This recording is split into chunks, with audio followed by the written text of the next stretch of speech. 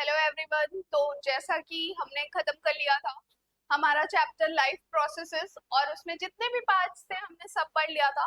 तो आज हमको बेसिकली उसके क्वेश्चंस लगाने हैं और इसमें कुछ एमसीक्यू है जो हमें आज सॉल्व करने हैं, हमें देखना है और इसी बहाने हमारा पूरा चैप्टर एक बार रिवाइज भी हो जाएगा और हमारे कॉन्सेप्ट्स बिल्कुल क्लियर हो जाएंगे। तो हमारा पहला क्वेश्चन जो है वो क्या है, the process by which green plants prepare food. ये तो पहले वाले ही लेक्चर में था। क्या था कि प्लांट अपना खाना कैसे बना रहे हैं।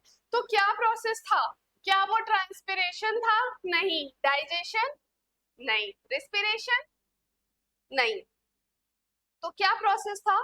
वो था फोटोसिंथेसिस। ठीक है, क्या प्रोसेस था? फोटोसिंथेसिस। ट्रांसपिरेशन में क्या हो रहा था? जो एक्स्ट्रा वाटर था वो बाहर जा रहा था। डाइजेशन? डाइजेशन में तो हमारा खाना जो है वो डाइजेस्ट हो रहा था ना। रिस्पिरेशन में तो सांस ले रहे थे। तो क्या बचा? फोटोसिंथेसिस। ठीक है, इसके थ्रू बन रहा। अब देखो फोटोसिंथेसिस की बात आई है तो कौन सा पिगमेंट एक है जो कि बहुत एसेंशियल था, जो मैंने बताया था कि अगर इसी की वजह से हम लोग फोटोसिंथेसिस नहीं कर पाते हैं क्योंकि हमारे अंदर वो पिगमेंट नहीं प्रेजेंट होता है। तो हीमोग्लोबिन था क्या? देखो ये तीनों तो हमारे अंदर प्रेजेंट है। हीमोग्लोबिन, मेलानिन, इंसुलिन, ये सब तो हमारे अंदर ही प्रेजेंट है। लेकिन जो एक चीज नहीं प्रेजेंट है वो है क्लोरोफिल। ठीक है, तो क्लोरोफिल की वजह से ही फोटोसिंथेसिस का प्रोसेस प्लांट्स कर पा रहे हैं और हम लोग नहीं कर पा रहे हैं। ठीक है, अब देखो which gas is taken in by plant during photosynthesis. Photosynthesis में प्लांट्स क्या ले रहे हैं? प्लांट्स जो है, प्लांट्स कौन सी गैस ले रहे हैं? ऑफ कोर्स वो कार्बन डाइऑक्साइड ले रहे हैं। और रिलीज क्या कर रहे हैं?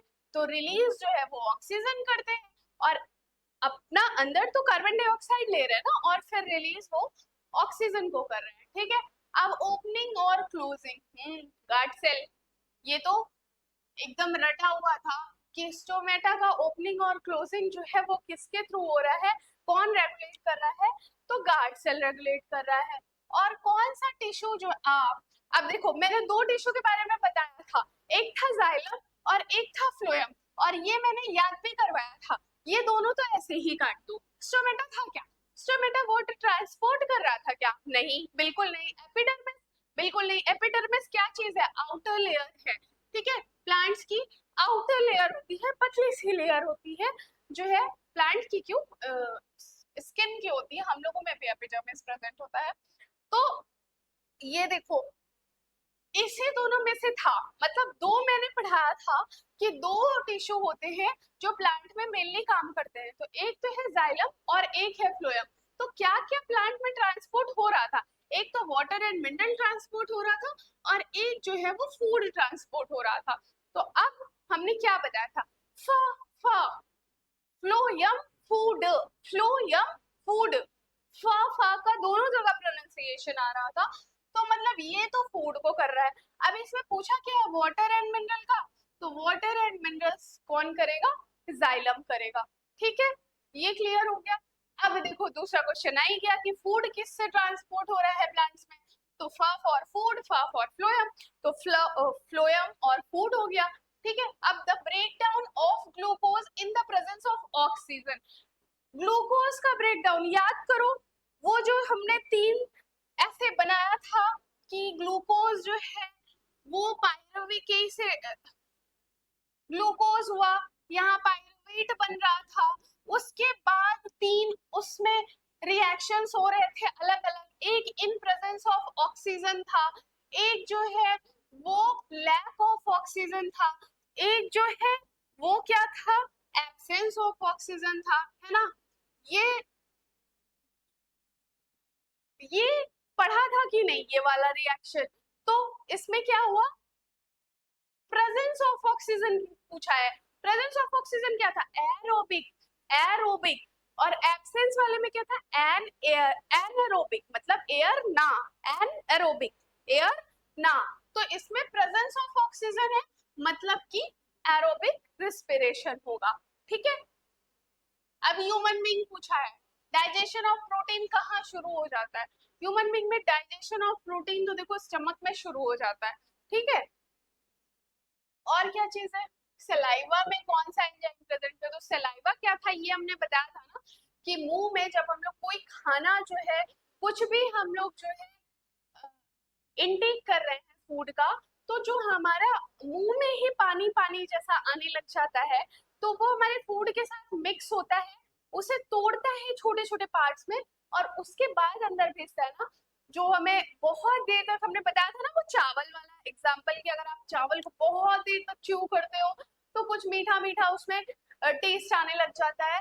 तो वो जो एंजाइम है प्रेजेंट है, जो तोड़ रहा है, जो हमारे सलाइवा, ये जो मुंह में पानी आ रहा है उसको सलाइवा बोलते हैं, उसमें कौन सा एंजाइम प्रेजेंट है, सलाइवरी एमाइलेज प्रेजेंट है, ठीक है। बाइल जो है वो कहाँ प्रोड्यूस हो रहा है, तो बाइल जो है वो हमारा लीवर में प्रोड्यूस होता है।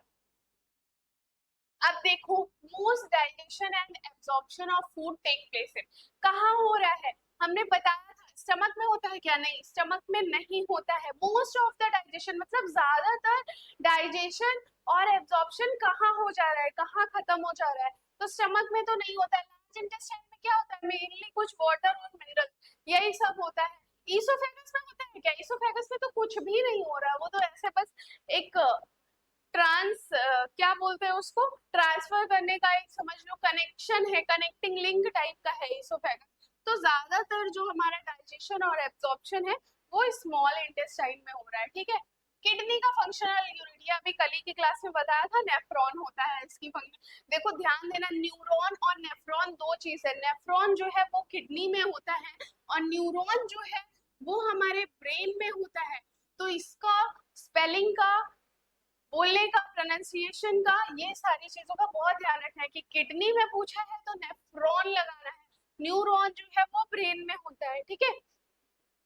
Which blood vessel carries oxygenated blood from lungs to heart? जब मैं उस दिन ये क्लास पढ़ा रही थी ट्रांसपोर्टेशन वाली, तो मैंने कहा था कि एक्सेप्शन से क्वेश्चंस जरूर आते हैं, ठीक है, एक्सेप्शन से क्वेश्चन बनते ही बनते हैं।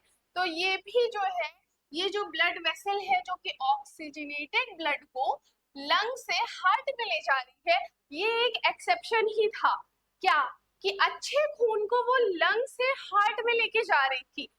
याद करो, ऐसा हमने एक स्ट्रक्चर बनाया हुआ था जब हम पढ़ रहे थे कि ये राइट आर्ट्रियम था, ये राइट वेंट्रिकल था, ये लेफ्ट आर्ट्रियम था, और ये लेफ्ट वेंट्रिकल था। ये हमारी बॉडी है, ये हमारा लंग्स है। तो बॉडी से आया था खून जो है, ब्लड जो है, डीऑक्सीजनेटेड ब्लड जो है राइट आर्ट्रियम में कौन लेके आया था, वेना कावा लेके आया था, ठीक है। उसके बाद ये आया, तो इसने बोला क्या था कि नहीं नहीं इतना खून हम नहीं संभाल पाएंगे, तुम नीचे जाओ।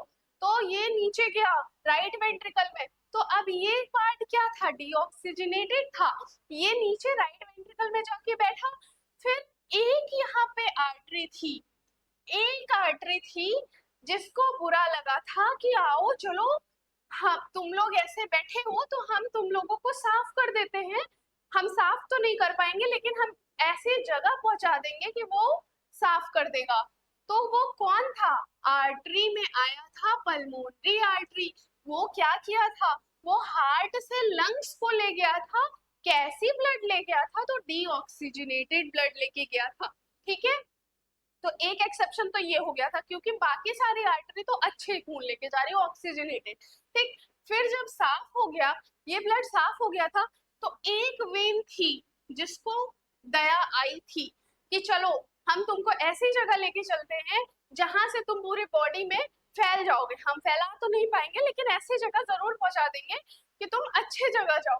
तो एक ऑक्सीजनेटेड ब्लड जो है वो, ये लंग्स है ना, ये लंग्स है, वो लंग से हार्ट में लेके आया था एक वेन जिसका नाम था पल्मोनरी वेन। बाकी सारे वेन्स जो है वो डीऑक्सीजनेटेड ब्लड लेके जाते। फिर क्या होता था, लेफ्ट आर्टरियम में आया, फिर लेफ्ट वेंट्रिकल में गया, फिर यहाँ से आयोटा एक मेजर आर्टरी है, वो पूरे बॉडी में फैला देती है ब्लड को। तो क्या पूछा है question, which blood vessel carry oxygenated blood from lungs to the heart.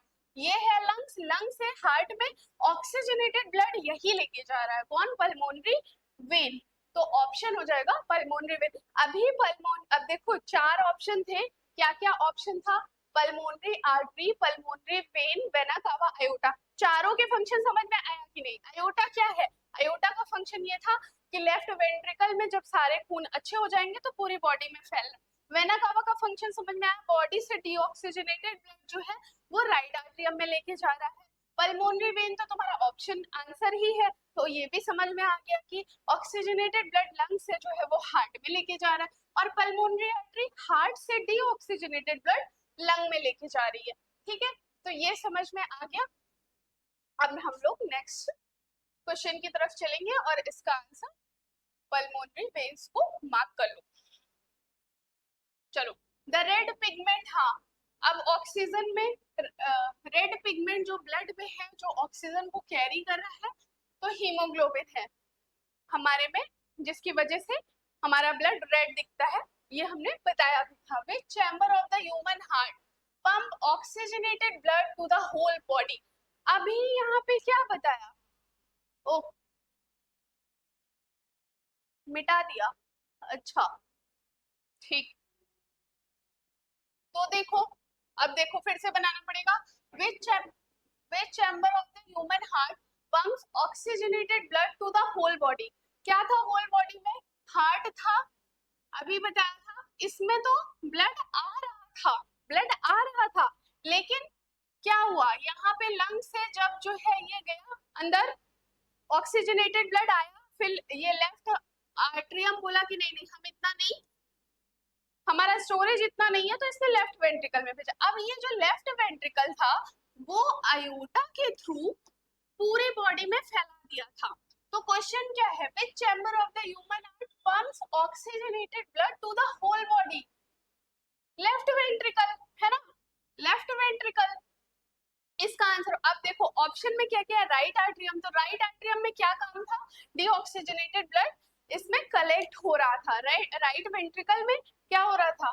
कुछ नहीं हो रहा था, बस उसके अंदर जा रहा था, और उसके बाद पल्मोनरी आर्टरी लेके लंग्स में जा रही थी। लेफ्ट आर्ट्रियम में तो डीऑक्सीजनेटेड ब्लड आ रहा था लंग्स से। ठीक है, तो इसका ऑप्शन क्या हुआ? Left ventricle. लेफ्ट वेंट्रिकल ही वेना कावा के थ्रू, सॉरी अयोटा के थ्रू पूरी बॉडी में फैला रही है ऑक्सीजनेटेड ब्लड को। ठीक है, अब नेक्स्ट क्वेश्चन पे चलते हैं। Exchange of gases in human being takes place alveoli में हो रहा था, ये तो पता। देखो ब्रोंकाई क्या था, यहाँ से ब्रोंकाई क्या था, यहाँ से जब हम स्टार्ट किए थे तो ये ट्रैकिया था हमारा, ट्रैकिया से अंदर गया था ब्रोंकाई, ऐसे ऐसे ऐसे पार्ट से, देखो यहाँ से माउथ से स्टार्ट हुआ था, तो ऐसे जाके ऐसे डिवाइड हो गया था, है ना।